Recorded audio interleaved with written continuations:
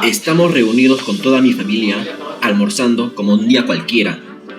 Además, estamos conversando y riendo, sin saber que mi padre iba a atragantarse, comiendo. Esto te podría pasar a ti o a algún familiar tuyo. Mira este video y sabrás qué hacer en estos casos de vida o muerte, usando la maniobra de Heimlich.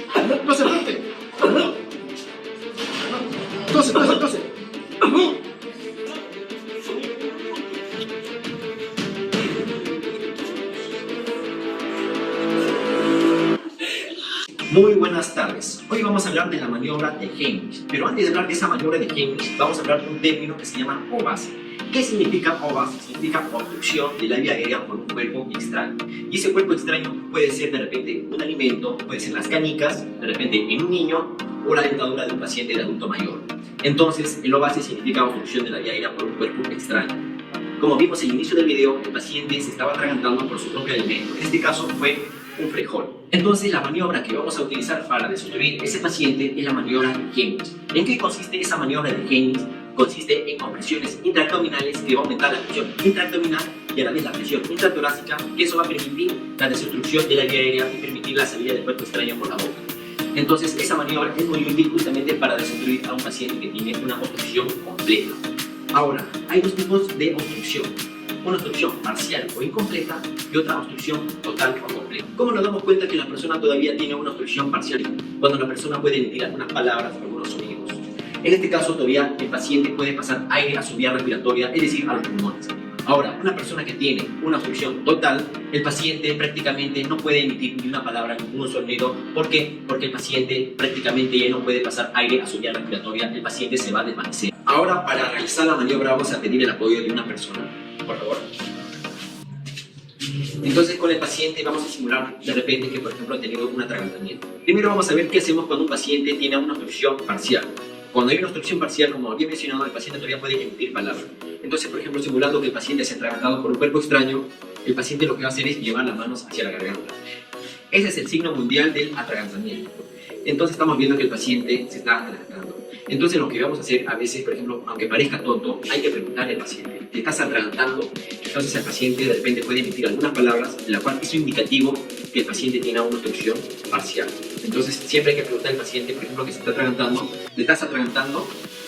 Entonces el paciente puede emitir algunas palabras, quiere decir que todavía tiene una obstrucción parcial. Hay que decirle que tosa todo lo posible, que tosa con fuerza para poder eliminar el alimento o el cuerpo extraño que el paciente tiene.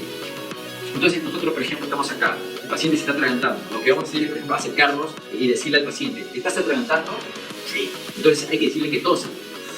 Tose fuerte, tose fuerte, tose fuerte. Hay muchas ocasiones que de repente con la propia tos el cuerpo extraño puede salir. Pero ¿qué pasa cuando, por ejemplo, el paciente, a pesar con la tos, no puede eliminar el cuerpo extraño? Entonces allí vamos a utilizar la maniobra de Heimlich, porque ya prácticamente es indicativo que el cuerpo extraño prácticamente ya está obstruyendo la vía respiratoria y no puede pasar aire. Y es muy probable que de repente el paciente ya esté a punto de desvanecerse. Ahora, por ejemplo, el paciente está acá. Entonces, por ejemplo, lo que vamos a utilizar es la maniobra de Heimlich. Entonces, ¿en qué consiste esa maniobra de Heimlich? Nos vamos a ubicar en la parte posterior del paciente, cerca del paciente. Entonces, con una pierna en el medio, en este caso una pierna en el medio de la pierna del paciente, nos vamos a ubicar atrás y vamos a hacer que, por ejemplo, con la mano izquierda, la mano no dominante, en forma de puño, se va a ubicar en el punto medio de la apófisis sifoides y el ombligo, es decir, la parte inferior del esternón y el ombligo, en la parte media del abdomen. Y con la otra mano vamos a cubrir la mano anterior. Y lo que vamos a hacer, por ejemplo, es hacer compresiones fuertes, por lo menos 5 compresiones. Esas compresiones van a ser de afuera hacia adentro y de abajo hacia arriba para permitir desobstruir al paciente. Entonces vamos a hacer 5 compresiones, 1, 2, 3, 4, 5 y evaluamos, obviamente, si el paciente ha desobstruido el cuerpo extraño. 1, 2, 3, 4, 5. Entonces siempre hay que hacer 5 compresiones, por ejemplo, en la parte del abdomen. ¿Y por qué nos ubicamos? La pregunta es, ¿por qué nos ubicamos en la parte de atrás del paciente? Eso nos va a permitir, por ejemplo, en caso que si el paciente llegara a desmayarse, nos va a permitir recibir al paciente y poder echar al piso. Entonces estamos haciendo las compresiones. El paciente, por ejemplo, no logra desobstruir. Lo que vamos a hacer es echar al paciente. Vamos a echar al paciente. Nos va a permitir echar al paciente prácticamente porque se ha desvanecido. y así poder justamente nosotros poder ya hacer otra maniobra que va a ser las reanimaciones cardiopulmonares, porque el paciente prácticamente no respondió a las compresiones. Bueno, ese otro video. Entonces es así justamente como nosotros vamos a utilizar la maniobra de Keynes para descubrir a un paciente que tiene una obstrucción de la vía aérea. Entonces, me olvidaba, siempre hay que llamar a un número de emergencia, en este caso el SAMU, ¿no? 106, porque es prácticamente probable que si el paciente se desvanece, hay que llevar justamente a un centro hospitalario para hacer un manejo más adecuado. Eso sería todo.